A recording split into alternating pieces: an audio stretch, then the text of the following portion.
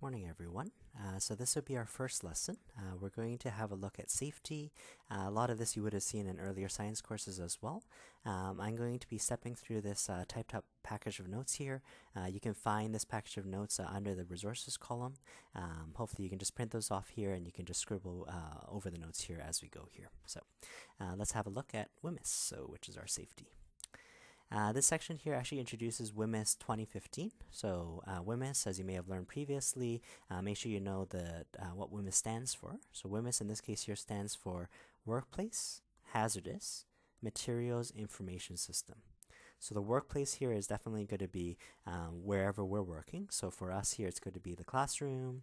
If you end up going into the research lab, the lab can be your workplace here. This is supposed to be a set of safety standards here which introduces to you the types of hazards in your workplace. So the hazardous materials, the chemicals, ranging from really safe chemicals to work with and other chemicals as well. So it introduces to us the hazards, and as well it introduces to us some information regarding these chemicals. So WHMIS is something that is Canadian, so it's local. Believe it or not, WHMIS actually only came into being. The old WHMIS here was 1988 WHMIS. It's not that, in the grand scheme of things, that wasn't that long ago. It's not that all chemicals were completely safe to use until 1988. It's just they didn't fall under the safety restrictions of WHMIS until 1988. So we're going to see towards the end of this package here some other safety standards. Those would have been in existence before WHMIS in places outside of Canada. Those ones here are typically going to be, they call them household hazardous product symbols and other internationally recognized symbols. So there are other safety standards, but primarily we're going to do this WHMIS. We're sort of in this in-between phase here where we have the WHMIS. We're going to go over those old pictures again from the 1988 system, but now since 2015, they've been transitioning over. Fortunately for us, a lot of the pictures are still identical, but we're sort of in this transitionary period where we're going to still have a lot of chemicals that are labeled with the old system. We're going to start seeing more and more new pictures for new chemicals that we order. We're actually needing to navigate, be able to read both of them. Eventually, hopefully, ideally, fast forward 20 years, 30 years or so, if everything is with WHMIS 2015, we can totally just use the new system. But this lesson here is sort of introducing to you both the 1988 system as well as the 2015, using the lens of sort of what are the differences. So this is kind of nice because in your earlier science courses, you probably did the 1988 system, and I'm going to show you some of the changes that we're going to walk into. So again, make sure you know what WHMIS stands for. So it is an acronym for this Workplace Hazardous Materials Information System. It's sort of a safety standard that allows workers to safely utilize the chemicals that they're dealing with here. It communicates to you specific health and specific safety precautions that you need to be careful of. What are some key changes from the system that we knew from before and this new system here? Earlier, we used to call controlled product. That's going to be everything that's under WHMIS. And now they're just trying to be a little bit more clear. And they're just saying, well, a controlled product, not just legislated by WHMIS, it's actually trying to identify for us the hazardous product. The hazardous criteria, they say, are more complete here. They're going to introduce a few other hazard classes. So a lot of this will come to us. WHMIS would put labels on bottles every time we ordered them here, and some of these will come to us as prescribed phrases, and they've not only made it more complete, they've included a few other categories. In the old system, we didn't have an aspiration hazard, and here's an example. Oh, they actually put that there. They've also tried to standardize some of the language. So as we see some of the phrasing, it's sort of been, it's always going to be exactly the same wording so that you see some consistency, you get some familiarity with it. We're going to talk about the different types of labels here. Suppliers, they definitely need to put on a label to anything that they export. And there's some other requirements here. We're going to run through these in detail. Supplier labels here, some key differences. They're going to have a signal word. The signal word is just a simple word. It sort of identifies the average risk of the category, either low risk or high risk. They still have those pictograms, those pictures that we're going to see on the next slide here, along with some standardized precautionary statements here. These are those sort of more qualifying, more consistent descriptions that are similar chemical to chemical. So let's have a look at some key elements for this WHMIS 2015. They're going to first categorize our hazardous products, again, traditionally called control products. They're going to first separate them into physical characteristics and health hazards. So those are two different criteria here. We can look below here for a little more detail. A physical hazard is based on the physical or chemical nature of the product. So the chemical is flammable. Keep it away from any open fire sources, or it's reactive, or it's corrosive. That has to do with the chemistry, the actual physical substance itself. Now, for us as workers, when we utilize the chemicals, yeah, I might need to be careful of it, keep it away from open fires, things like that. But what are some health precautions that I want to be aware of as I utilize it as well? So in terms of health hazard, it may cause serious effects here. They're giving you a couple of examples. It could cause irritation to the eye. It can be carcinogenic. It can cause respiratory problems here. You see it's less focused on the actual chemistry, the actual properties of the material itself, but more so on you as a worker when you're actually utilizing it. You should be able to find all this information here on a WHMIS label. This WHMIS label here can be simply a label that the supplier puts onto the bottle itself. We're going to see two different labels between supplier label and a workplace label. But I like the old system. It used to say, this is a first alert. It gives you the main and basic information that you need to know to safely work with this chemical. If you are working with a chemical for the very first time and you need more detailed information, previously they used to call it an MSDS. The SDS is still the same. SDS is a safety data sheet. The M just stands for material before. And again, we're going to transition slowly to the new language. They're just calling it safety data sheet. And this one here is a much more detailed picture of the chemicals that we work with. So the label, it's nice. It's the first alert. I can only introduce so much material on the bottle itself. If you really needed more information, you can just Google. In the past, you used to need to do MSDS fetch and basically go and fax and maintain binders and binders of this. Nowadays, I find the easiest way is just Google. So Google sodium chloride, MSDS, carbon dioxide, MSDS. Some, of course, are going to be super safe to work with, so the MSDS will be relatively short, but definitely, again, if it's the first time using a chemical, maybe good to look over this MSDS.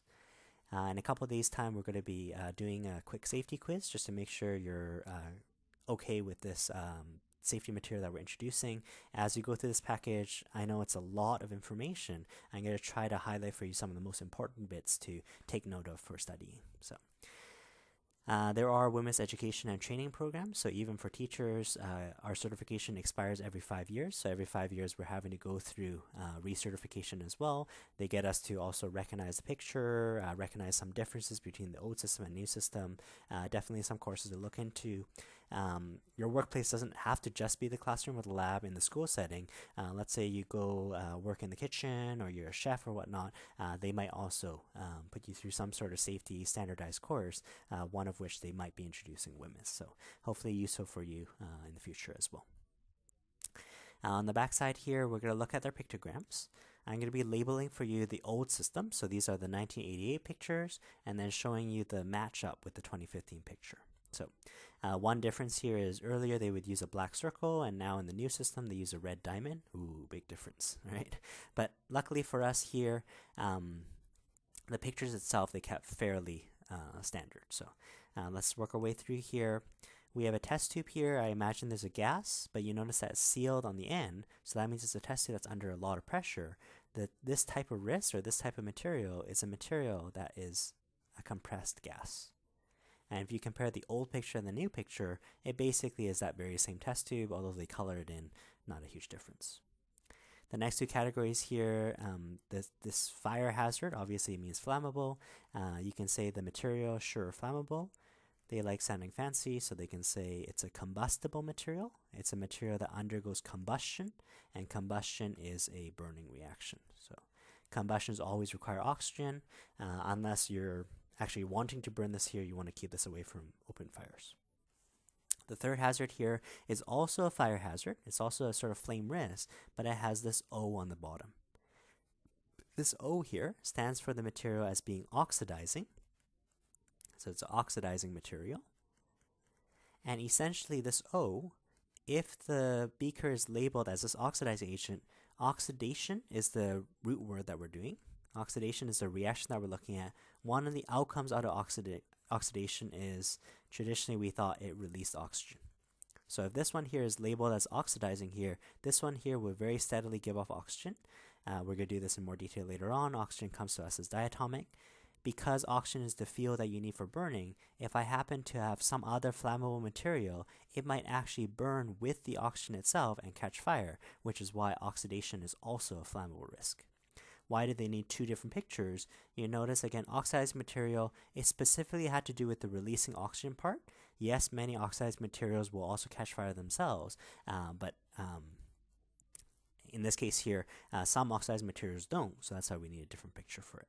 So flammable, oxidized material, you see the pictures are pretty much the same. We had three actually poisonous or toxic categories here. So the first one here, it had a full long name here. I would look for the keyword here, this skull. It's poisonous, and it had the word here, it causes immediate effects. It's a fast-acting poison, right? Doesn't necessarily kill you right away, but it could be like it's a very fast-acting, so it could be a toxin. You'll notice right away. So it's immediate. That's why there's a skull. It's a very thing you want to be careful of. It's over the short term. The next category here, you could also call it poisonous. I'm just going to call it toxic here. This one here is more so over the long term. They typically use the terminology here over repeated exposure. If you use this chemical once, you may not notice it. But if you use this over 5 years, 10 years or so, over time, it is still a safety hazard, but it's much longer term. This one here is more of a catch-all term. So if it's not fast-acting here, it could be captured under this toxic. This is the umbrella term here, but it's over long term, it's over repeated exposure. Asbestos would be a good example of this. So previously they didn't know how bad asbestos was as a building material, but workers that use this over long periods of time were developing asthmatic conditions, things like that. So we do want to be replacing the asbestos as much as we can, but that would be a more long-term hazard. In the new system, they've actually divided this, sort of like we mentioned earlier, they divide it into sort of physical hazards and health hazards. You notice this T with the exclamation mark, they separate it. One has to do with just our person. And the picture of a person here, you have the full names of these new systems here. So this is telling you the health hazard of this poisonous category. It's suspected of causing, again, other serious toxic effects. But what they've separated is the exclamation part. The exclamation mark actually talks about more. It could be directly related to an ozone layer, but more so here, again, health hazard. So it adds that sort of ozone introduction to that here. So they've separated the traditional T into those two pictures here. We're going to steadily not see that T as much anymore. We're going to see more so the health hazard for the person, or potentially an ozone hazard, an environmental hazard if it's just an exclamation mark. The last category here was our third category of poisonous material. The poisonous material here, this one we refer to as a biohazardous. So it was a living thing that caused a hazard. It could be a bacteria, it could be a virus, even though viruses technically are non-living, but it's basically a microbe that's actually causing problems. So in that case there, if you ever visit the hospital, sometimes they have wings of the hospital that are labeled biohazardous different levels, level 1 to level 4, and that introduces the increasing severity of the different wings. So biohazardous here, care for the picture here, it's a circle. I always think about it being like 3 birds around the side. They actually have a very similar symbol to it. So the old system, also circle, they had the dot in the middle. They had also 3, but almost like 3 little blobs on the outside here. You might recognize this symbol here as to be radioactive as a symbol. So radioactive is different from reactive, is different from biohazardous. Also a safety symbol, but it just wasn't introduced under the WHMIS legislation. That's why we don't see it in this schematic so far. But good to know it is a safety precaution. Last 2 old pictures here, we have 2 test tubes. It's sort of spilling a liquid on both sides. On the one side, it looks like a bar of metal. There's a hole that's being eaten out of it. You can imagine what it would do to your hand. So in this case here, we can call this a corrosive material. If you want to sound really fancy, you can call this a caustic material as well. So acids tend to be very corrosive, maybe not as dramatic as like movies will demonstrate, but definitely you want to be careful not to accidentally splash on yourself. Also very potent smelling, so you want to do your wafting. We'll come to that there. They preserve that picture, awesome.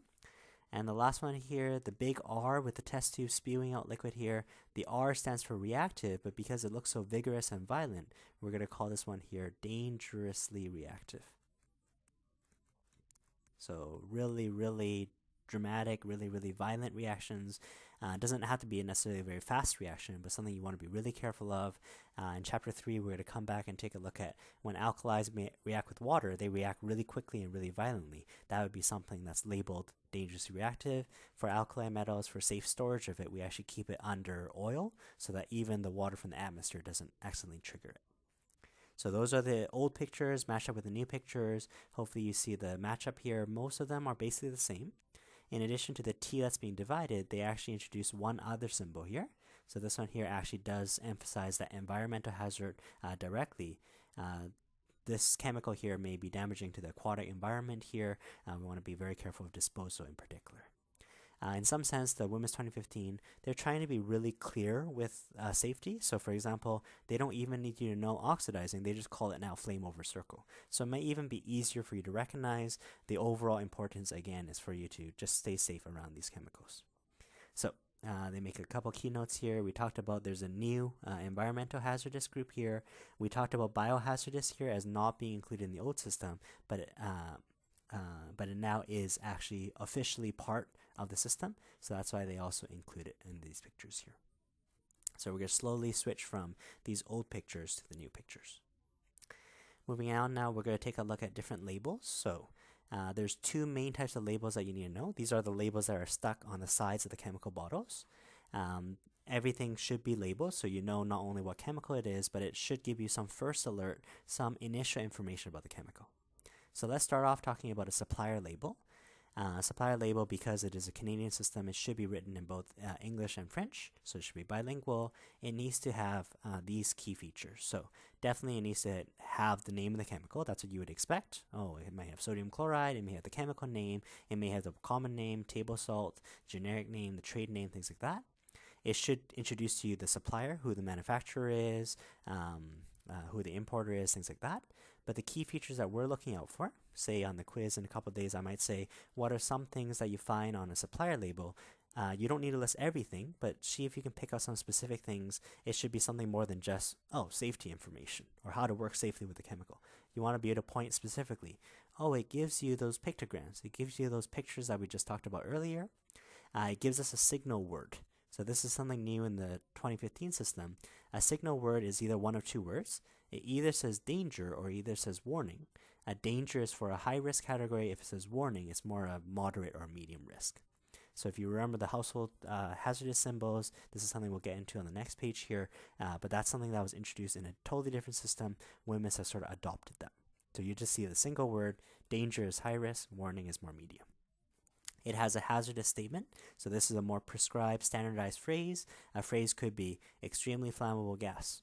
It doesn't really qualify for you how flammable it is, but it'll be exactly worded exactly the same, and it's indicating to you this one here is extremely flammable, so you want to be careful around this one here.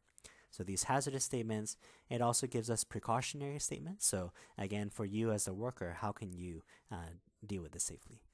There's nothing that we're going to use in our grade 11, grade 12 course that's overly dangerous. Sure, when we get into acids, you definitely want to be careful of it, but we just want to be practicing good safety so that when you go into university, college, or in the future maybe a research lab, when you actually get access to the safety, at least you have all the safety in place. So just some more information here about the supplier label. Again, this is a label that it's going to be exactly on the bottle itself. Signal word here, as mentioned, is going to be just one of two words indicating for you the risk. Danger is a high risk, whereas a warning is more like a medium or a more moderate risk.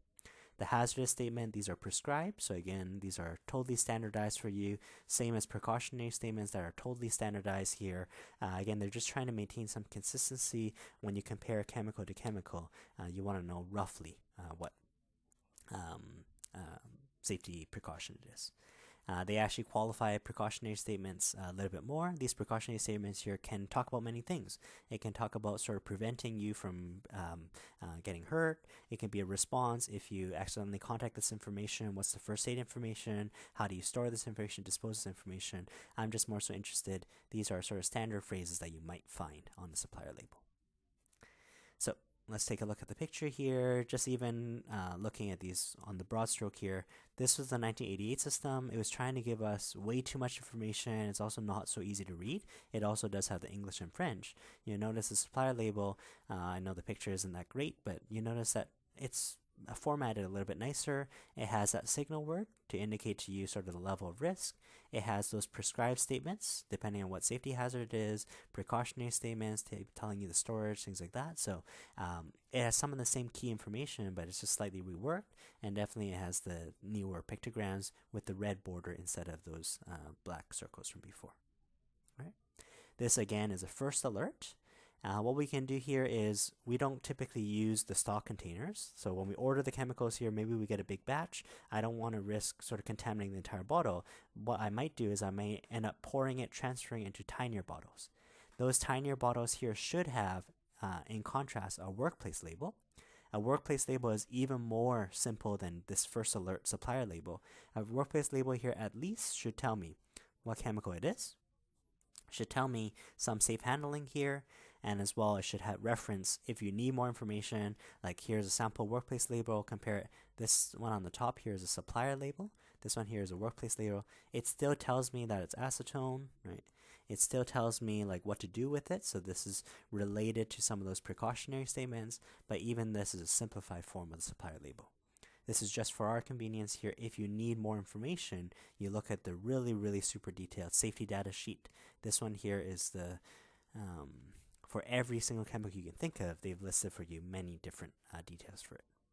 So just like earlier, I might ask you, what are some specific things you can find on a supplier label or a workplace label? I might say, what are some sections or what are some key information I can find on STS or a safety data sheet? So in this case here, even MSDS with the old system, some of them were already simplified. It's a 9 section, the other 16 section. Now with the 2015 system, they're trying to standardize it. It's always going to be 16, and see if you can point out a couple key things here. A couple things we haven't seen before here was it gives us some sort of first aid information. It tells you some of the physical chemical properties, right? It tells you the melting point, boiling point, the density. It gives you some of those features. It tells you toxicological information. Is it toxic to work with? Ecological information. Again, I don't need to list all of them, but see if I ask you the question, what are some specific key information I can find from an SDS? See if you can pick out a couple of these for me. All right. So far we've sort of looked at the WHMIS system, we looked at the old system, 1988, and we looked at some transitions into the newer system.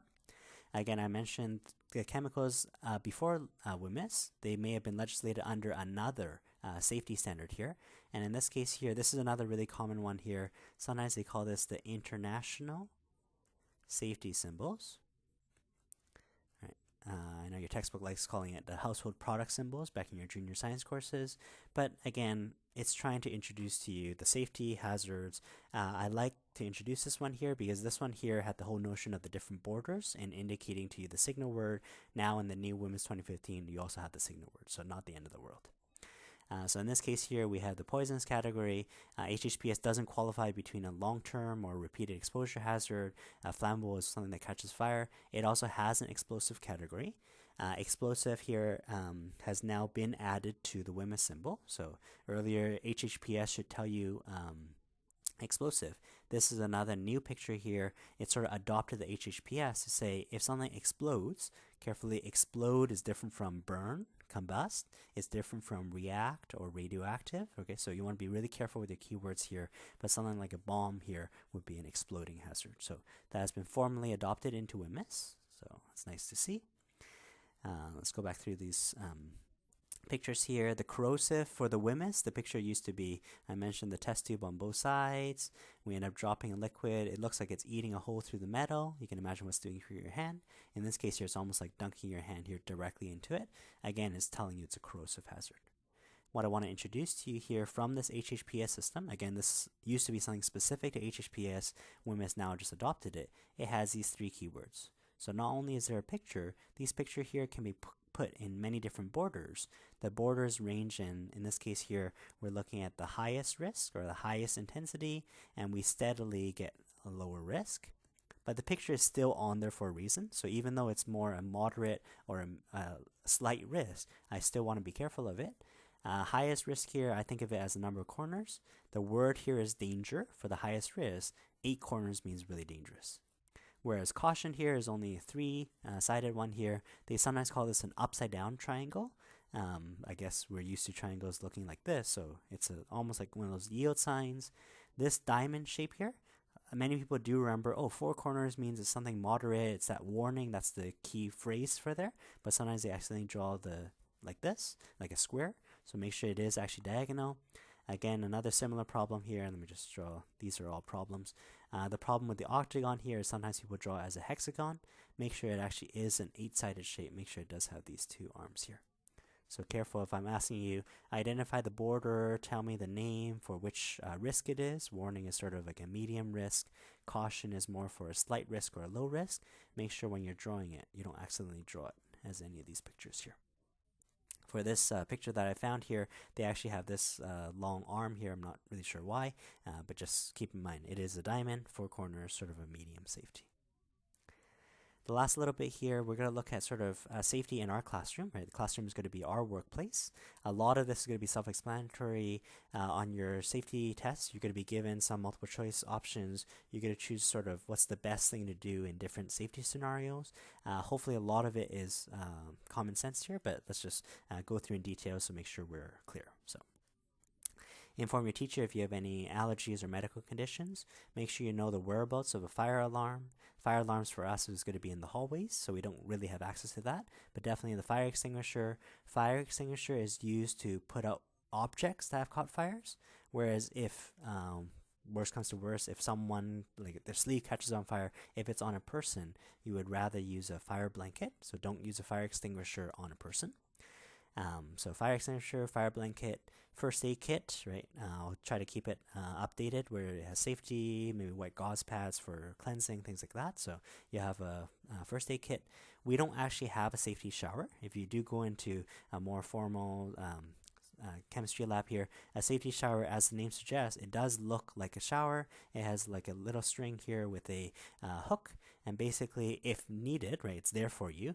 If someone has caught fire or whatever, you can actually run under the safety shower, pull the plug, and what's going to happen is it's going to dump loads and loads of water on you. At UBC, the chem labs are actually sort of one floor on top of the other floor.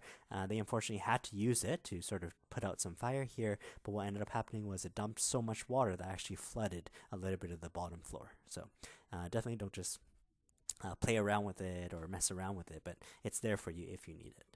An eye wash station, we always say you want to run your eye, if anything drops into it, run it under cold water for at least 15 minutes. 15 is just a generic guideline. If you still feel it's not clean, wash it for more, right? So that's the eye wash station. We have one at the back of a classroom, and we also have some side bottles as well. Make sure as you're sort of trying to follow through a chemical procedure, make sure you've read through the procedure, all of it before you come. So the idea here is, let's say you have your handout, let's say you have 10 steps to the procedure, you've read through all of it. Let's say you have a question with step number 3 here or step number 4, you can ask me before we start the experiment versus, oh, I do step 1, you perform it. Do step 2, perform it. Oh, and step 3, as the reaction is happening away, oh, I actually have a question and now you need to step away from your experiment. It's best to read things before or prior to coming to the lab. Again, this is just good lab safety and good lab practice. Most of our labs here are simple enough that I'll just do a quick pre-lab activity for you right at the beginning of class. We'll see if there's any questions, and then we'll go from there. Ask questions, right? There's no silly questions. I'd rather you be safe and also keep others around you safe as well. I understand the safety icons, so those would be those pictograms. Make sure you still know those old pictures along with the introduction of those new pictures that we just saw. Wear protective clothing is going to be sort of the big one for us. So we do have lab aprons around the classroom, so you're welcome to use those. Again, we're not working with anything overly dangerous, but you could hypothetically think about wearing gloves. Safety glasses is the big one. So make sure you're always wearing your glasses and the glasses over your eyes.